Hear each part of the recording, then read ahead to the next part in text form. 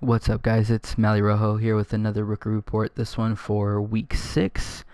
Gonna do this one another simple one. Just kind of going over the stats of the rookies. I wanted to get some highlights and stuff, but what I didn't realize is when I bought my laptop, I decided to get a Chromebook because it was pretty affordable and it had good reviews. Little did I know that the Google operating system is not compatible with a lot of stuff. I tried getting OBS. I tried getting some programs that people use to pull Twitch clips and download them to their computer, and none of those were compatible with Google's operating system. So I have to try and figure out what I can get that works with the Google operating system. So if anybody has a Chromebook and knows what works well, let me know, because right now it looks like I might have to do like a screen recorder type thing where I open up Twitch on my laptop and I record the screen. That's the only thing I can think of that I could find that is compatible there. So I'm going to try and figure that out, but lesson learned, don't get a Chromebook. Plus that thing crashes all the time. But you guys didn't come to hear about that stuff anyways, so let's hop into the stats.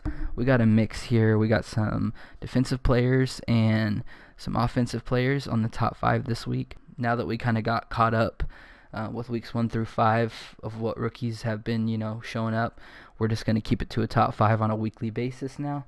And we'll start off at number 5, which is going to be, let's head to the Steelers-Chargers game, where Steelers actually lost pretty handily, but they did have a rookie who played well. So let's check him out. And there he is right there at the top. Our number 5 of this week is the middle linebacker Devin Bush.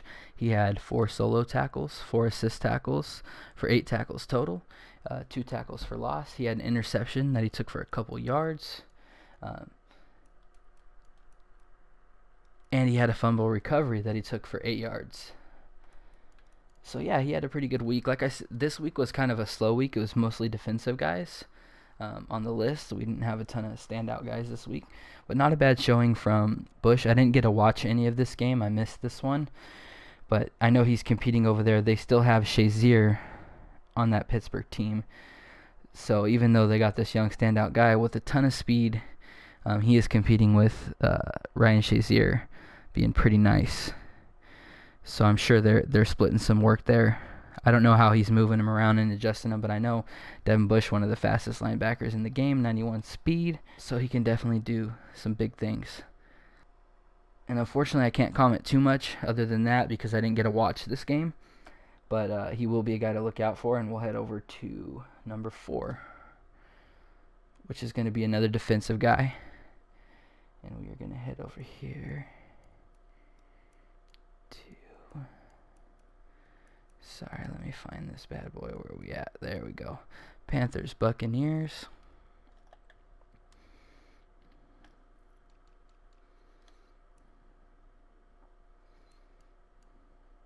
Now, when you think Buccaneers, you think Devin White. And Devin White did have a good showing this week.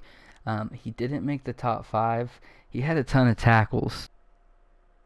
It's hard to credit tackles too much in this league because, if you're on the field a lot on defense, CPU is going to get a lot of tackles.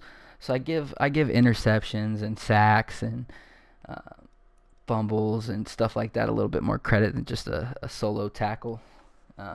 So he didn't make the list, but he did perform well. Just thought I'd mention that because, you think Tampa Bay, you think Devin White is the rookie there, but it's actually Mike Edwards who made my list this week at number 4. He had 4 solo tackles, 2 assist tackles for 6 total, and he had an interception for 43 yards, and he took that interception in for a touchdown. So that was kind of the deciding factor there. The fact that he made an interception and he was able to take it to the touchdown kind of gave him the edge over Devin White there, since he was able to put points on the board. And he still got a decent tackle amount there.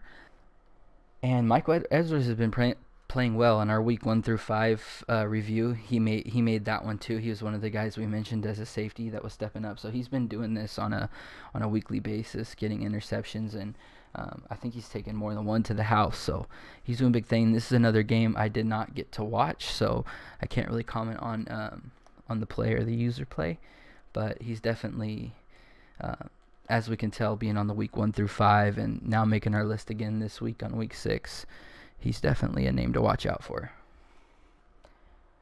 Let's head to number 3.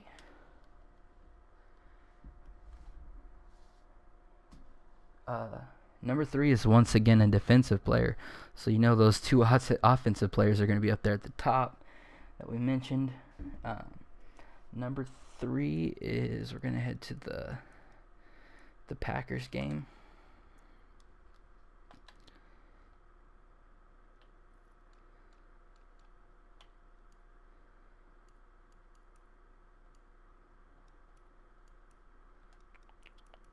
Where's he at?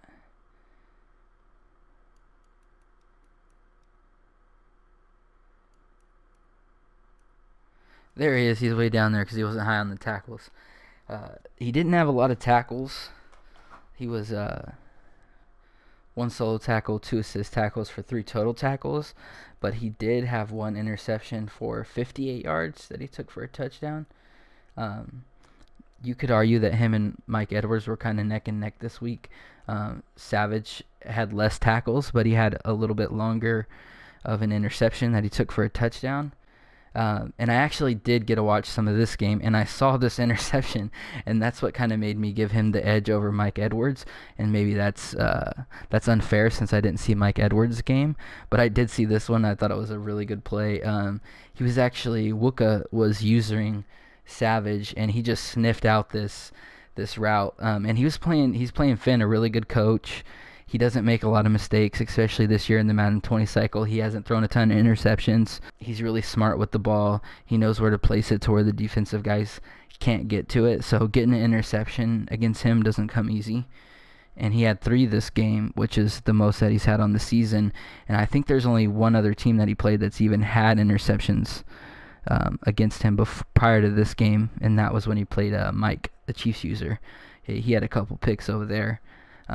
But yeah, Wooka had 3 picks against him. He still lost that game, but he did have some nice picks, and Savage was one of them. And like I said, he sniffed out that route. He kind of made a move towards the middle, and Finn had an out route.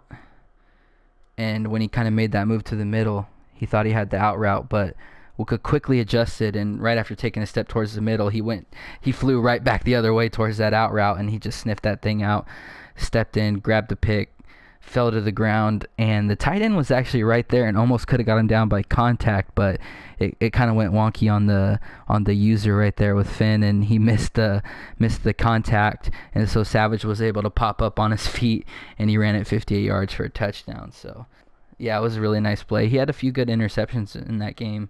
He's got a lot of speed on that defense, Savage being one of them with 93 speed. He's got Amos back there with 93 speed. He's got corners with 93 speed, 91 speed, 92 speed. So that's a fast defense. And once Wooka gets into the swing of things, I think it's going to be a tough user because he was one of the better defensive users in 19. And he's kind of struggled with the adjustments to 20. But he's getting there. Like I said, Finn not an easy user to do that against. So the fact that he did it is promising, even though he still did lose. So let's head to the next 2. He's going to be offensive guys. And this one is going to be really easy because they're right next to each other in a row and they're on the same team. So let's head over to Titans Broncos.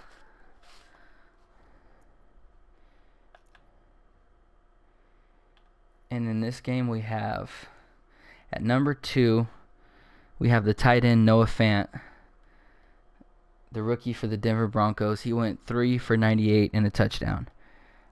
So not a ton of volume, but he made the most of it. I did get to watch some of this game as well. I saw the touchdown here. He was going on a corner route, and as soon as he broke for the corner, he had one-on-one coverage there with no deep coverage behind. And you know when the DB kind of makes a play on the ball, but they're not quite in range, so they get kind of like a weird animation that makes them stumble. It was one of those situations. He tried to make a play on the ball, and he wasn't able to get there, so he kind of stumbled, and then that left Fant to be able to just turn it upfield with no one else in the back for support, so he was just able to take that one to the house. Yeah, his long was a 60 yarder. So that was the one. That was the 60 yarder was the one that he took to the house. Aside from the huge 60-yard touchdown, Fant didn't have a ton of work besides that, but he's definitely being targeted. I was watching that game, and especially in the red zone, he tried to hit him with a couple high point passes that Flacco just way overthrew, and there was another one that actually got picked. He didn't see the DB there. He tried to hit Fant, and he was able to get Titans pick that one off. He's definitely targeting him, so there's going to be a lot of opportunity for Fant, and the Broncos is throwing the ball a ton, whether it's because he's playing from behind a lot. But I noticed, I mean, even watching his game, I don't know if it was just his game plan against Tennessee if he couldn't get the run going, but he would throw it a lot, and he goes for the big play a lot, which brings us to our number one, where he is hitting that big play a lot, Emmanuel Hall. He had 5 receptions for 167 yards and 1 touchdown. I did see the touchdown. There was actually a huge play that he had that was probably that long 80-yard. He took it pretty far, and he almost took that one in for a touchdown. He got it all the way down, and someone was able to track him down right there within the 5-yard line. And then he did a couple plays later in that red zone. He ended up hitting Hall on a short pass to get the touchdown. He is definitely Fallen's big play guy, and like I said, he's not afraid to take his shots. Sometimes that has been to his downfall. I saw him one time he tried to hit Emmanuel Hall where he had him on a streak, and it was one-on-one coverage, and I think he was just relying on Hall's speed to beat the cornerback there. But the cornerback had tight coverage on him, and he was able to hop up and grab that ball and swipe it from him. He got an interception, and that happened a few times, I noticed. So that's one thing to watch out for. If he can get rid of those turnovers on his offense, he's definitely got a high-powered offense. The downfall of that high-powered offense is sometimes it ends up in a lot of turnovers, as we've seen quite a few times this season from him. Hall and Fant both were previously on our week 1 through 5, where we went over all the standout rookies through the 5 weeks so far, and Hall was actually the number 1 rookie wide receiver with the most receiving yards, and he continues. Obviously, he's going to continue that this week because we didn't get any other rookie wide receivers in the top 5, and of course he killed it with 5 for 167 and a touchdown.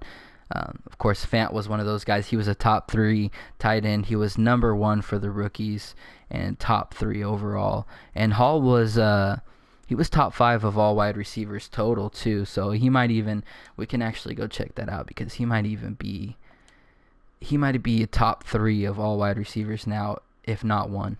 He could be number 1.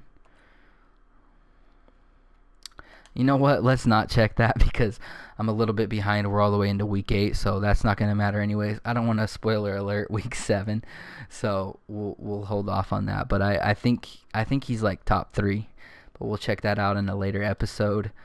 And I'm going to go ahead and end this one. I hope you guys enjoyed this video, and we'll see you next time. Peace.